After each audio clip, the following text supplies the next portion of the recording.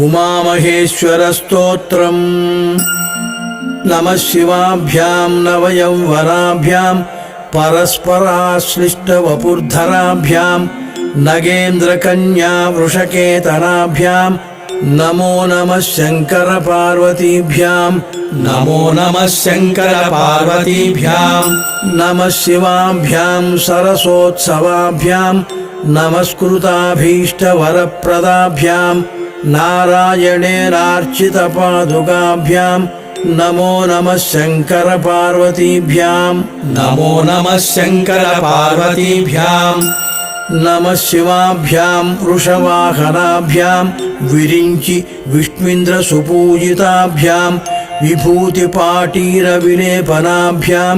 नमो नमः शङ्करपार्वतीभ्यां नमो नमः शङ्करपार्वतीभ्यां